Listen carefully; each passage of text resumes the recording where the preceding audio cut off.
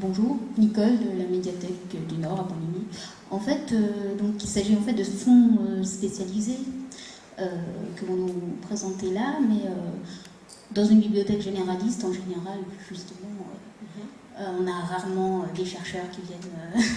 Donc ma question, est-ce que vous auriez par hasard, outre les bibliothèques numériques qui proposent des livres justement libres de droit,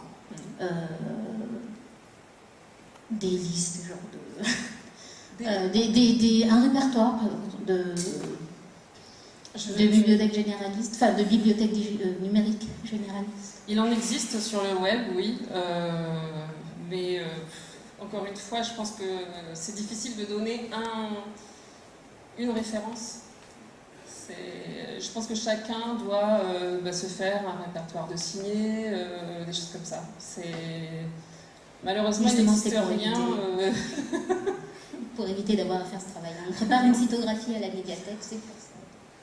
Mais moi, ce que je vois surtout, c'est que effectivement, si vous pouvez orienter vos lecteurs de façon juste, mais j'imagine bien que vous avez très peu de questions.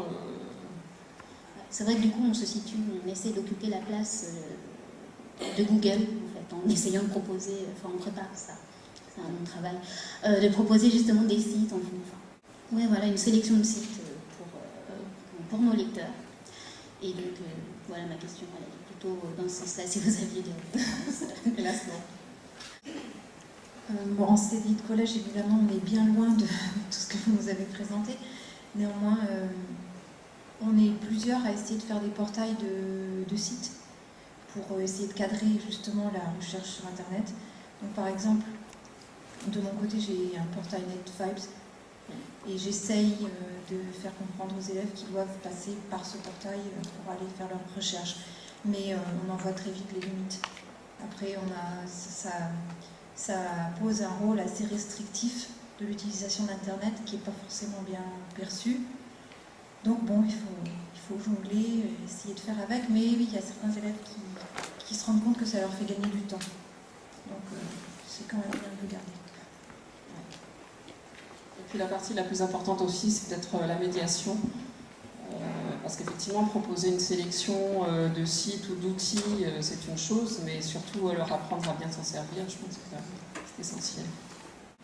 On va juste rajouter quelque chose sur les signés en particulier.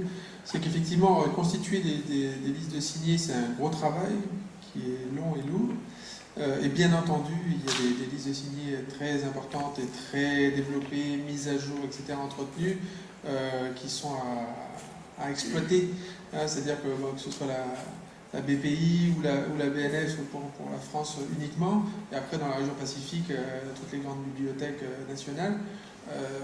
Voilà. Ensuite, nous, on aura la problématique en local plus de trouver des ressources qui nous concernent, ou qui concernent des sujets spécifiques, etc. Mais pour ce qui est du domaine national ou international, je pense qu'on peut largement s'appuyer sur l'existant et peut-être faire du coup des sélections au sein de ces grands signés, parce que bon, là, il y a quand même des bases énormes. Mais voilà, pas réinventer la roue, bien entendu. Non, c'est pas nécessaire. Et puis pas être trop restrictif non plus, parce que je pense que c'est très important. C'est toujours la grande question avec Internet, c'est-à-dire qu'on fait des sélections de sites, mais en fait les gens quand ils vont sur Internet, c'est pas pour aller sur une sélection de sites, c'est pour aller chercher même en particulier les ados, même si bien sûr ça participe de la validation des contenus. Après, ce qui est possible aussi de présenter par région, c'est peut-être à partir de flux RSS, une liste de documents qui paraissent sur la région, des thèses ou autres. En médiathèque, c'est quand même utile, je pense. Et aujourd'hui, là, Christophe, par exemple, on pourrait imaginer que sur le site de Bernheim ou d'autres bibliothèques apparaissent ces pré-recherches, en fait. Parce qu'on a accès pour les bibliothèques qui ont la chance d'avoir l'accès en ligne pour leur catalogue, ce qui n'est pas encore le cas de toutes les bibliothèques sur la Calédonie, mais est-ce qu'on pourrait envisager déjà de donner ce type d'accès sur les sites existants déjà? Absolument. D'ailleurs, vous verrez que sur notre site, il y a une page signée qui est tellement maigre que je préfère ne pas en parler. mais ça prouve bien qu'en fait le travail sur un site web, en particulier, sur des signés, etc., doit être confié à quelqu'un, ce qui est notre problématique à tous, même à Bernheim.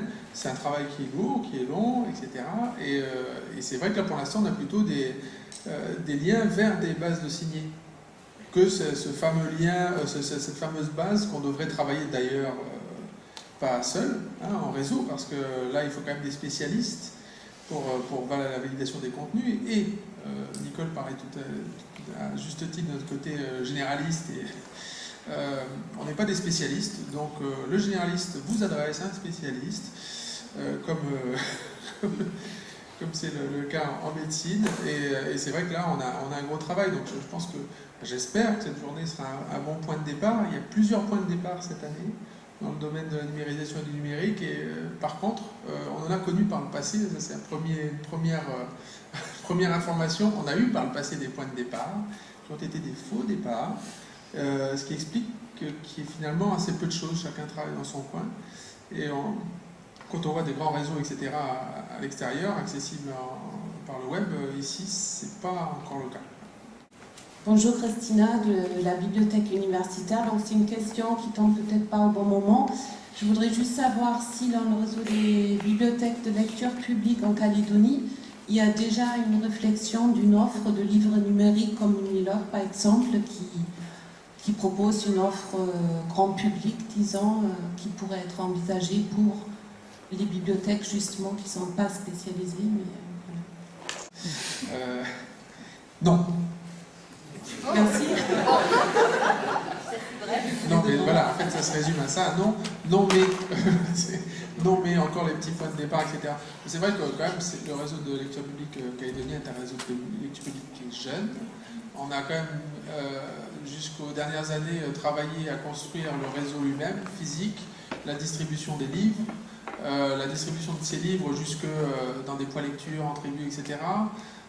Et que, quelque part, comme on avait déjà beaucoup de retard sur l'histoire des bibliothèques de manière générale, il va falloir maintenant qu'on s'attache à ne pas cumuler ou à conserver ce retard. Et ça veut dire qu'au lieu de faire un pas, il va falloir qu'on en fasse 4 ou 5 d'un coup. Et qu'on fasse un gros effort pour aller dans ce sens-là.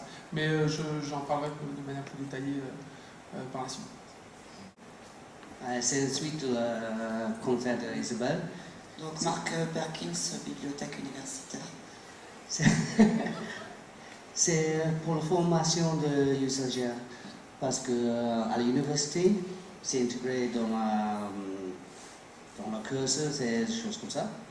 Je crois peut-être pour le collège, c'est déjà fait, mais je crois envers le public, c'est une autre question. Et je crois dans l'accès, les gens peuvent accéder à l'Internet et utiliser des choses, mais un bon utilisation et une bonne recherche demande de formation. Et la question c'est, ok, on met en place le réseau, qu'est-ce qu'on fait avec la formation de usagers, le guidage? C'est une question qui s'adresse essentiellement aux bibliothèques publiques. Hein? On voit pas souvent parce que je crois que c'est une question globale, les gens doivent coordonner. Le sens coordonné, donc c'est pas seulement la bibliothèque publique, parce que déjà, on a les étudiants à la collège et à l'université qui sont un peu formés, mais ça laisse un trou dans la population. Donc la question c'est comment on peut coordonner les choses comme ça pour mieux servir le public. Alors là, je pense qu'il y a des choses, il y a un représentant cyberbase, non cyberculture, il y a des choses qui sont faites en cyberbase, bien sûr de façon hétérogène selon les endroits, mais il y a quand même... Sinon, il y a des cyberbases associées aux médiathèques ou aux bibliothèques, ou dans les CDI certainement. Est-ce que vous avez des retours d'expérience en la matière? On sait que les CDI, le professeur documentaliste est en général surchargé d'exigences, que parfois le CDI sert de salle de permanence. Comment vous vous en sortez là au jour d'aujourd'hui? Est-ce que du côté des enseignants, il y a des demandes aussi pour faire accéder les jeunes aux ressources numériques? Il y a la question de la formation qui vous revient en tant que professeur documentaliste. Oui. Bonjour. Je pense qu'au niveau des cyberbases, pour l'instant, ils font leur petite programmation, mais justement, c'est une bonne idée de travailler en lien avec eux et puis pouvoir leur proposer de mettre en place des formations à ce niveau. Voilà, pour un public ciblé, parce que ce qui est bien dans une cyberbase, c'est justement qu'il y a un animateur qui est là et qui est expert en tout ce qui est numérique et recherche et qui est bien placé, je pense, et pouvoir travailler en partenariat justement avec l'université ou voilà.